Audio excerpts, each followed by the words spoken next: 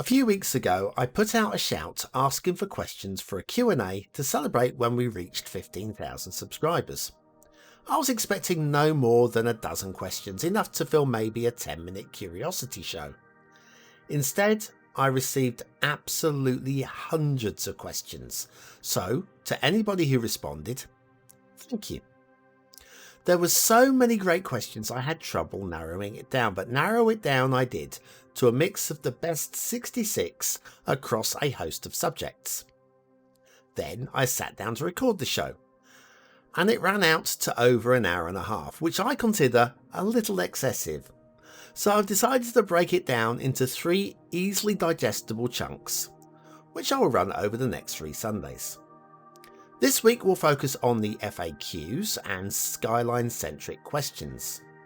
Next week will be exclusively YouTube focused subjects. And finally, the week after will be maps, miscellaneous and about me. Each show will run to about 30 minutes. So anyway, the 15,000 barrier has been cracked. Thank you for hitting that subscribe button. So now, settle down with your brew of choice and let's crack on.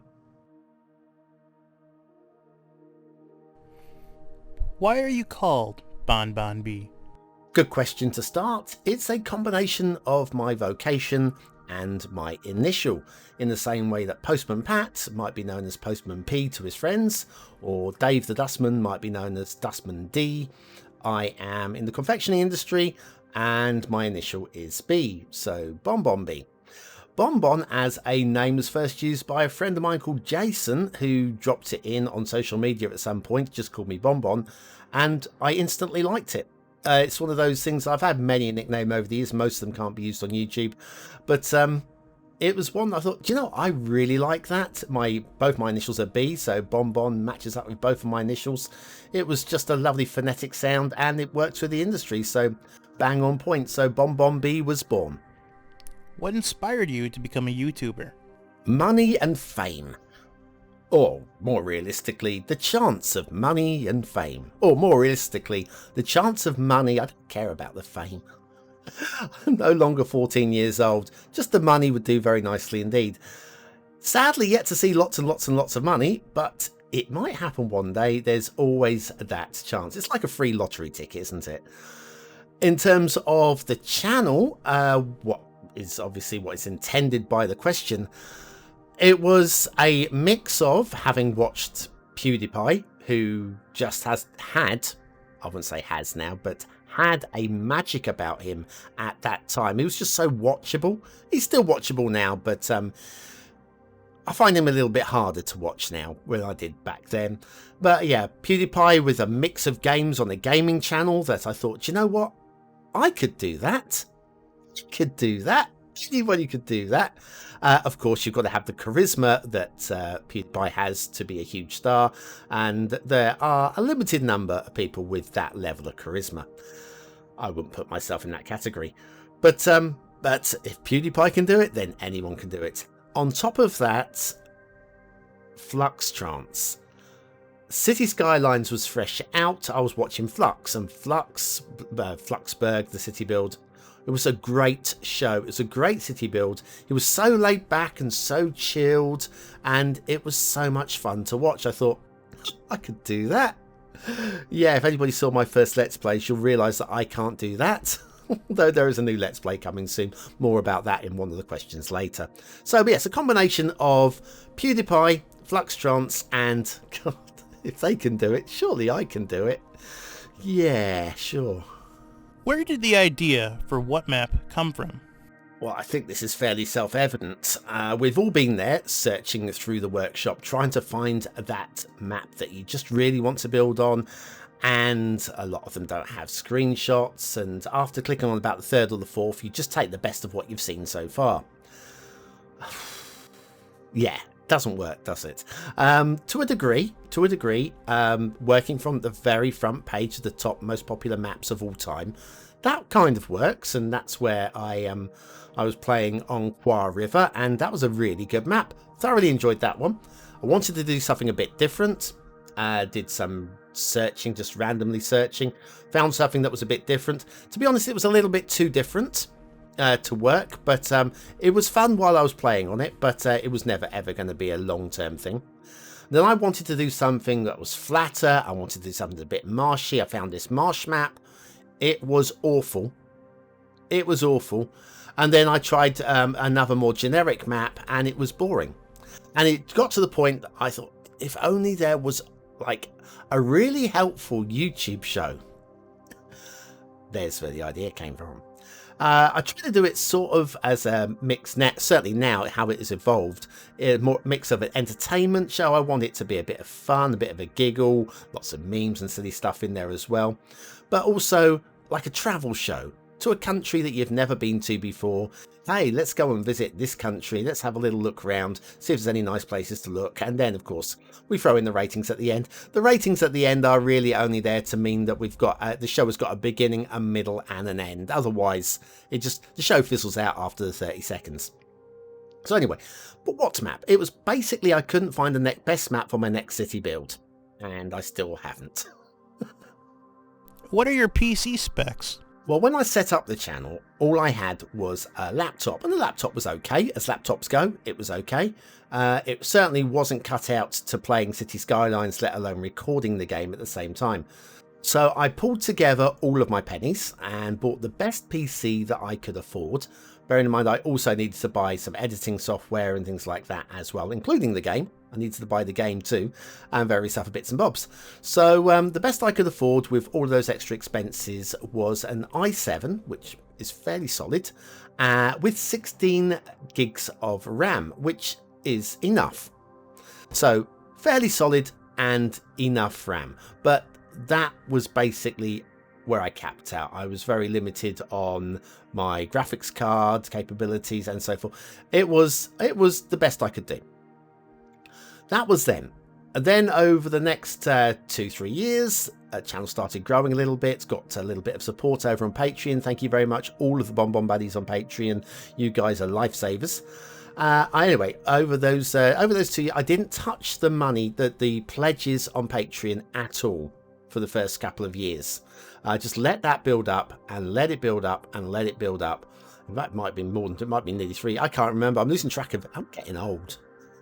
I'm losing track of the years. But anyway, I let it all build up until there was enough money in there that I could go all in. The stats for my current rig are on the system now. It was paid for entirely by accrued pledges over a few years over on Patreon from the BonBonB buddies over there. Thank you very much for all of that support. And yeah, many more years may there be. What do you use to edit your videos? A combination of Camtasia Studio and OBS. OBS for a lot of the screen capturing.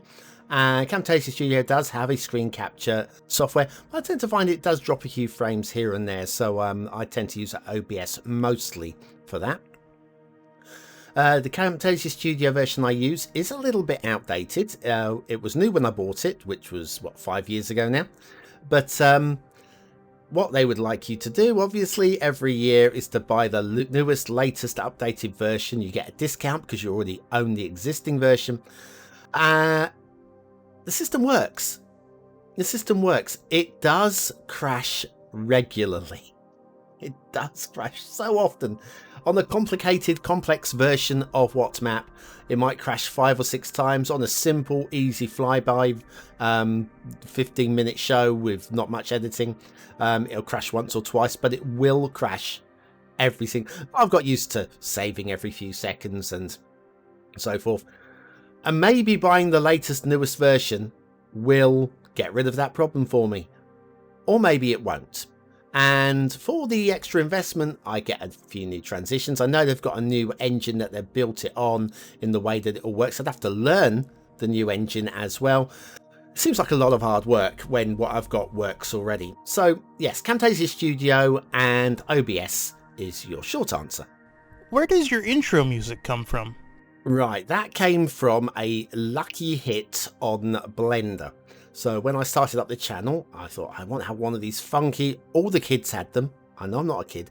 All the kids had them, all these bouncing letters bouncing across the screen with the funky beating alpha track. And it's like, I need one of those. And so I did a little research, found out you can do that really easy on Blender. So I got hold of Blender, being free software, and it was a lot more complicated than I thought it was going to be. What I did was I grabbed a template, one that looked good, put my letters into it, and I didn't like the music. So then I grabbed a different template, and the template that I got is the one that you can hear the music to now. Where, to my ears, what I hear is BonBonB BonBonB BonBonB BonBonB. That's what I hear. It's not, but that's not the point. It's what I hear, and that's all I care about. The actual original track, which is, I do believe this is licensed track for editing, comes from a music hit, 90 million views on YouTube from 7 years ago, apparently, looking at the screen now, by Major Lazer. The track is Come On To Me, featuring Sean Paul. I will link that into the description if you want to go and watch the original. It's not anything like what you're used to listening to at the start of every What map, but you can see the influence where it originally came from. So yeah, Major Lazer, Come On To Me, featuring Sean Paul, the original version, and then it's the abridged edited version used on a Blender. How come your tutorials are so good? Why, thank you very much for the compliment, but I'm not going to take it fully on the chin, because while I do have some very good tutorials, there are some duds as well. I know. There are some I'm very embarrassed by, I know, but they get views, so I leave them up. It's about views. YouTube's about views. What can I say? But yes, other than that, what is it that makes the good ones good? I would say sitting back, working out what it is that confuses me. Now, quite often when I get a tutorial request, it's for something that I don't understand myself, a new mod or something like this. And sometimes they don't really need a tutorial, but somebody out there wants a tutorial. I look at it and it's obvious to me how it works. Sometimes it's not. Something like the CSUR mod I had to learn from scratch. And that put me in a really strong position, because once I'd worked it out, I could see what it was that confused me before, and I could see what wasn't confusing about it afterwards, and it was explaining the simple process between one and the other. And it's always the same with tutorials. Work out what it is that is confusing to people and explain that, because most of the other stuff they already know. You can explain every single nuance of the Move It tool, but they probably only are stuck on one aspect of it. So explain that aspect, briefly gloss over everything else, and most people are pretty good with that one. So yes, then I spend a lot of time scripting, especially the complicated ones where you have to get the exact information out. I spend a lot of time scripting these things and keeping it as pacey as I can, while adding in one or two ad-libs for entertainment value. So there you go, that's hopefully why my tutorials are so good. What do you actually look like? Well, I'm 6 foot tall, blonde hair, blue eyes, rugged complexion, with a kind of boyish charm of a young Brad Pitt.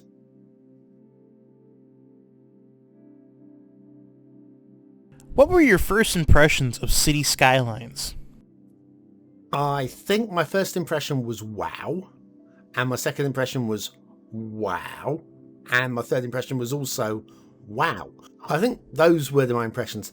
I hadn't actually played a city builder in anger since SimCity 2000, which was 3D isometric. Those of you all know that. And so I think the whole 3D thing, watching these actual cities building behind scaffolds, blew me away. And then all these little guys walking about, getting into cars, driving to places, traffic jams, all of these things are like, oh my goodness me. There was so much. There was so much. And it was mind-blowing. It was just so good. We moan about it now. We moan about it now. We moan about how weak the AI is and whatever. Just remember back to when the game came out. Just remember back. We have been spoiled. We have been spoiled. And we moan about it. Stop moaning about it. It's a bloody good game. And we want better. In all the maps, and by extension biomes you've seen, what would you say is your favorite one? If you're asking me for my favourite map, I don't really have one. I have maps that, well, sometimes I'll say it's got to be Revelstoke because just set new standards. Sometimes I go, no, actually, would I play Revelstoke or would I play Windy Plateau? I play Windy Plateau. Or would I play one of Sidai's amazing maps? Or would I play one of Anapu's amazing... Mosisobo. I mean, there's just so many great maps. But if you're talking biomes, I don't really have an outright favourite. I think Temperate's pretty cool. European's pretty cool. Boreal is pretty cool. The two that I'm not really big on, I'm not really a tropical map person. It's just not me. So I'm sort of like a little bit negative towards that. And Snowfall. Snowfall's not me. I'm really not a Snowfall. They're pretty. Snowfall maps are pretty. And a good Snowfall map is a very good map. But yeah, so I would say you take the extremes, take the tropical and the Snowfall out, leave me with that sort of like nice temperate European kind of feel. That's where I would be anyway. If you got to remove a vanilla feature, what would it be? This guy. What would you like the next hypothetical DLC to be? Ah yes, the hypothetical DLC, which of course isn't coming. There is no more DLC coming. But I do have an answer, and that I would use under the term communications. I think this would be quite interesting. So it would all come around with the unlock. So when you get to sort of like a hamlet and all those, you unlock different abilities to add communications into your city. So you'd start off with telephone. So you put in telephone cables, and pretty much like we put in power lines. But yes, telephone cables, which would be fairly non-intrusive. It would cost you some money to put them in, but then they would add happiness to everywhere that you have put these cables into, and it would bring you a little bit of revenue back. Then radio, where you would put radio masts up, probably on the big hill somewhere, and the radio waves carry for quite some way. So basically I would say one radio mast would probably cover the entire map if you get it in the right place. Of course though, if you get hills in the way, hills will obstruct the radio signal, so you get areas that may not be covered. So you may need to put 2 or 3, strategically putting down radio masts. Again, radio masts would bring happiness to your population. Next up would be TV. Now TV would be very similar to radio, but I probably would suggest that they would have to interfere with the signal. So otherwise you just put the TV signal on the same hill as a radio mast. You'd probably want to avoid that. So yeah, I would suggest that you'd have to have it a certain distance away from the radio masts to avoid interference, or make up some reason why you can't have that. And again, anywhere that doesn't get a good TV signal, those people are going to be less happy. Then cable. Cable would require you to upgrade your roads, but again, cable would bring increased happiness, broadband, and all those sort of things to your people.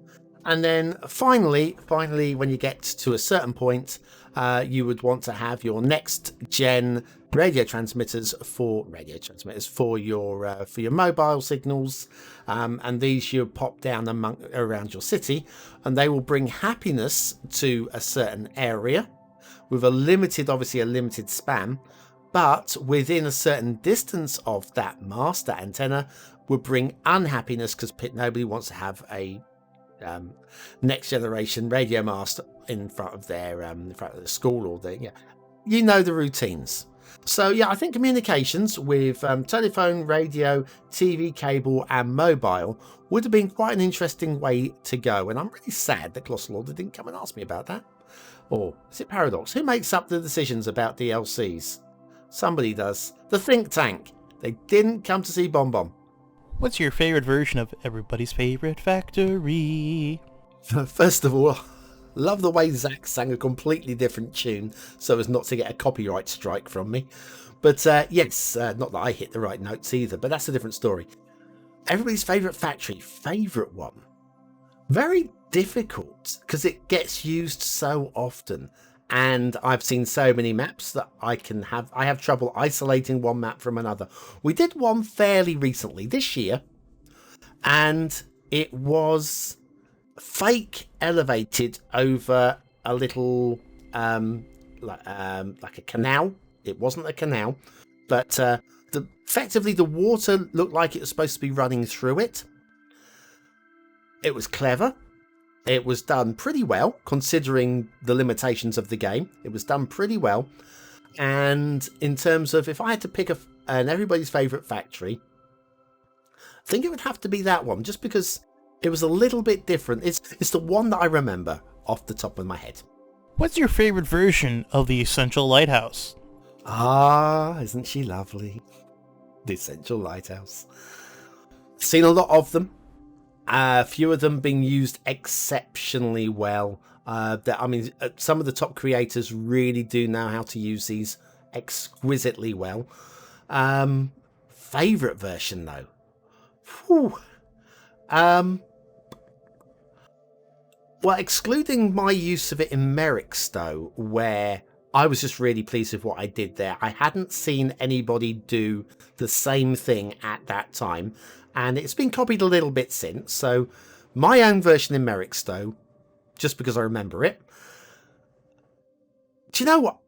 Again, I can't tell you the episode. It was very early. It was almost certainly in the first 100 episodes when we didn't have quite the slick system of selecting maps that we do now. While the maps that we select now, it's not the perfect system. It's still a fairly slick system with systems built within systems. There was a map back then that I think it did have a little bit of a coastline. I think it might have just been an inlet or something like that. It was lumpy, it was bumpy, it had hills that were mountains that were rounded on the top and were frankly awful. In fact, the whole map was entertaining. I think that's the polite word. The whole map was entertaining. What I remember most about that map, other than the fact that it was lumpy and bumpy and entertaining, was there was an essential lighthouse on the top of one of those mountains. Obviously put there as a joke, and actually I found it funny. It just tickled me. I think it just hit the funny bone, and yeah, it's in my head now forever. Couldn't tell you what map it was. So long ago, but yeah, if you've seen that one recently, if you're going through the early episodes, I know there's 1 or 2 of you that are, there always is, yeah, let me know. I want to see that one again. It was dreadful and yet instantly memorable. You don't try doing it again, because the same trick doesn't work twice. Which mods/assets do you recommend as a basis for map creation, and which tools should be deactivated when using the editor? Oh man, what a question. Right, well, let's start off by saying Network Extensions 2 is kind of old school now, and if you're making a map, it's recommended you do not use Network Extensions 2. Let's get that out of the way, because if I don't say that, there are going to be people very grumpy with me. So that's out of the way. Beyond that, I think it's more important, rather than what should you use and what shouldn't you use, but in terms of mods, to understand what you are using. So let's use Network Extensions 2 as an example. To know that you've used Network Extensions 2 roads, that you were going to have to include that into your one-click collection or your requirements list, or both. And yes, and just understanding that you've used it, to understand whether a mod is going to be a requirement for that person. Though someone like unlimited outside connections, it's not a requirement to have it to play your map. It's a requirement for you to be able to have unlimited connections, but it's not a requirement once you put them in. Once you put them in, they're in. So it's understanding the mods that you're using, rather than which mods should you use and which mods shouldn't you use. There are so many ways, of course, of building a map as well, in terms of like doing a converted save game, using exports from Move It. There are so many different ways of doing these things that I don't really think there is an essential list of things that you should have or an essential list of things that you shouldn't have, but just understand what you are using, and then you're good to go. How does your game look so smooth? I think that would be a combination of three things. First of all, I've got a decent system. Having a decent system is always going to make for a smoother gameplay, so there is that. Secondly, I use a mod called Speed Slider. A lot of the top YouTubers use this. What it enables you to do is to slow the animations down, which means that if you're running on, say, 15 frames per second, argument's sake, in your city, by slowing the speed of the simulation down, you would capture maybe 30 frames, because everything's just running slower. Your computer has more time to work out the animations, and so you'll get more frames.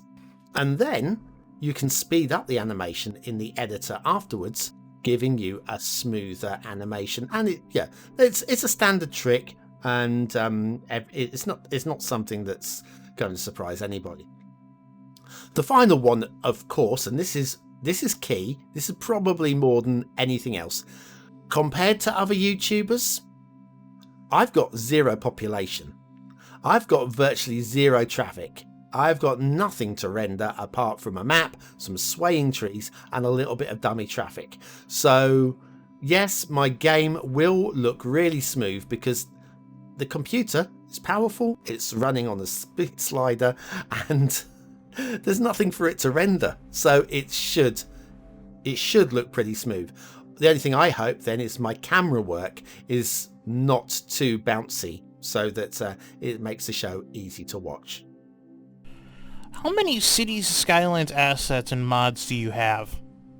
That's not a question that's really easy for me to answer, because especially with assets, I don't really use them because I'm not doing a live city build, or I've just started doing a city build.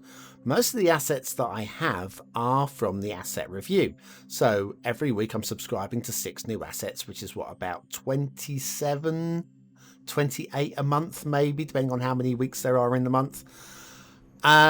Every single month, 28, and then these just keep stacking up, and every now and then I will go and purge my subscription list by unsubscribing to them because they're just sat there and I'm not using them.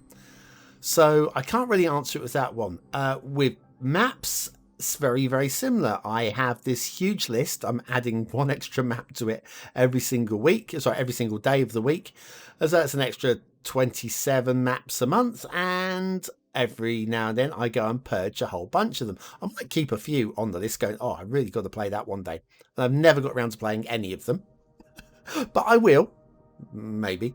So there is that. And then with mods, I probably have 50 or 60 that I'm subscribed to.